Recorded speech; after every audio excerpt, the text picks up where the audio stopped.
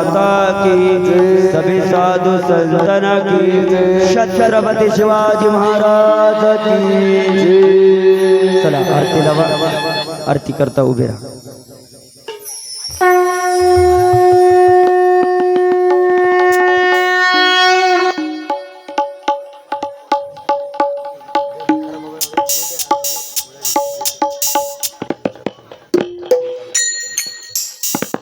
एकदा ऐका, उभे असणारे आमचे हरिभक्त परायण मोहन महाराज सोनोने यांनी सुंदर अशी बाबांची झाकी, नाही का, गाडगे बाबा आणि तुकडोजी बाबा, सुंदर अशी झाकी काढली। एकदा त्यांच्यासाठी जोरदार टाळ्या वाजवा ना।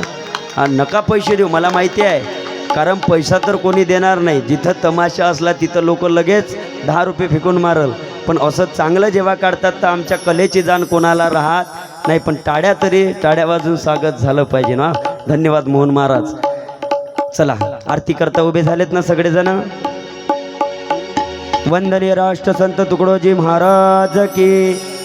आरती राष्ट्रसंता जगद्गुरु कृपावंता, रोम रोम विश्वचिंता, योगियाच्या म्हणता। आरती राष्ट्रसंता ध्वजा तुकसावरी, सर्वत्वा गुरुदेवा, डोलाले धर्मचारे, कशी अर्पुती सेवा। आरती राष्ट्रसंत हे धावत्या पाऊलानी, लाखो गावाची असिरा, चैतन्य भूतवीर, धन्य तुझी दिव्य लीला। आरती राष्ट्रसंत हे पाजानास्त्र केले, धर्मादिली नावचारी, कैवल्य मालिकाची, जिची कळाची शांती। आरती राष्ट्रसंत हे गर्जली ग्रामगीत, वेद विश्वाची कंजरी, समुदाय जीवनाच्या स्वर्ग फुलिया भुवरी। आरती राष्ट्रसंत जन्मे नमा ज्योती, तुकडोजी ब्रह्म मुरली, गुरुदास न पावे, द्यावी आपुलिया सुरती। आरती राष्ट्रसंत जगद्गुरु कृपावंता, रोम रोम विश्वचिंता, योगियाच्या म्हणता। आरती राष्ट्रसंत श्री भागवत भगवान की हो आरती, पापियों को पाप से है तर। श्री भागवत भगवान की हो आरती, पापियों को पाप से है तारती। ये अमर ग्रंथ ये मुक्ति पंथ, पंचम वेद निराला है, नवजोत जगाने वाला है। नवजोत जगाने वाला है, नवजोत जगाने वाला है, नवजोत जगाने वाला है। हरि राम यही, हरि राम यही, हरि राम यही, हरि राम यही, जगम मंगल की आरती, पापियों को पाप से है तर। श्री भागवत भगवान की हो आरती, पापियों को पाप से है तारती।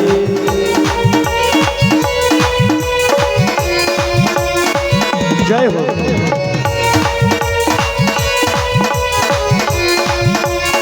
श्री राधे। ये चांद गीत पावना, पापों को मिटाने वाला है, हरि दर्श कराने वाला है। हरि दर्श कराने वाला है, हरि दर्श कराने वाला है, हरि दर्श कराने वाला है। हे सुख करनी, हे दुख करनी, हे सुख करनी, हे दुख करनी, श्री मधुसूदन की आरती, पापियों को पाप से है तारती। श्री भागवत भगवान की हो आरती, पापियों को पाप से है तारती।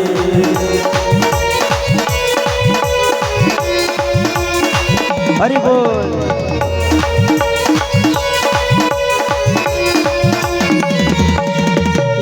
मधुर बोल जग पंथ जनमार्ग दिखाने वाला है बिगड़ी को बनाने वाला है बिगड़ी को बनाने वाला है बिगड़ी को बनाने वाला है बिगड़ी को बनाने वाला है श्री राम यही घनश्याम यही श्री राम यही घनश्याम यही प्रभु के महिमा आरती पापियों को पाप से है तारती भागवत भगवान की हो आरती पापियों को पाप से है तारती पापियों को पाप से है तारती पापियों को पाप से है तारती अमोर गौरव नावतार संसार सारं सदा वसंतम ज्ञानं